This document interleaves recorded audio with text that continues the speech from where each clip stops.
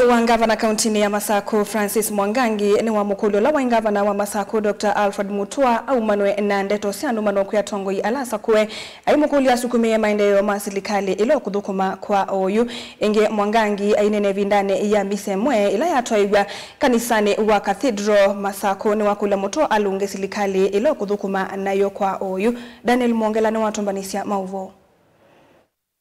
Munini wa gavana ene wa Cathedral musini wa Masako ni waelezekana ulawa gavana wa kaunti ya Masako Dr. Alfred Mutua ni waenete kwewetana numano sia tongo ya lame kivilani na kutoa hizo siasa itena numano. Kwanza nataka ni mkozoe gavana aliyekuwa hapa now a minister with the national government Dr. Alfred Mutua. Nimueleze ya kwamba yeye ni yeye ni waziri katika serikali kuu. Na wakati anakuja Machakos vile kaunti zile zingine aheshimu uongozi ule uko katika ile kaunti. Hapa tumekuwa na yeye miaka 10 na tunajua kuna yale mema alifanya, yale mabaya alifanya. Hiyo siasa yake na Kenya Kwanza atuheshimu na heshimu watu wa Machakos. Ajua alitudanganya miaka 10. Yeye tunajua yule first lady alikuwa na yeye akakuwa na huyo akatupa tukaambiwa first lady baada ya miaka 10 ikakuwa ilikuwa contract. Wavindani yu ni waendea na uthingila bata wa atongoi ondela maudhukuma na Kenya Kwanza mambo usukume ya maendeleo silikali nesu vandu vakuka kuete kivuthia mumano sia kiuteti na kuvuthia atongoi alasa kue. Lakini kuja hapa na kuja kuanza kusota sijui gavana, sijui toilets, sijui siku hizi inalipwa, sijui hospitali, that I want to refer the former governor to the Senate, and it is in the law.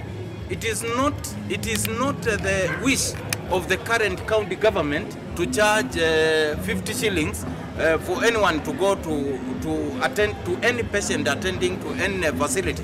But it is a requirement, it is a policy, it is in the law by the national government, the government that he is serving. So ni vizuri hawe anasema ukweli wakati anakuja huku Machakos. Jambo la pili, vijana wetu wamekazi sana kupitia kwa the current governor wa Machakos.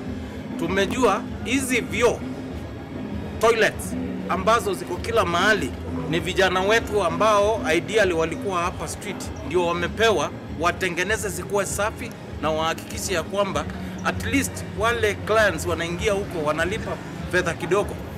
Tuwasaidie jameni wapate kitu. Lakini ikiwa mtu tunamuita daktari anakuja hapa na anakuja kuzungumzia jambo kama hilo, haifai. Ni kumaanisha anataka vijana wetu waendelee kuwa maskini, waendelee kuwa ohai, na hiyo si sawa sawa. Lazima aheshimu yule gavana yuko. Na sielewi hawa watu wako na kisirani gani. Sasa wao wenyewe si waendelee na vita yao huko ya UDA na chafu nini. So hiyo lazima hiyo mambo yaeleweke vizuri. Daniel Mwongela, Mutungu TV wa Waledi of Cathedral musini wa Masako.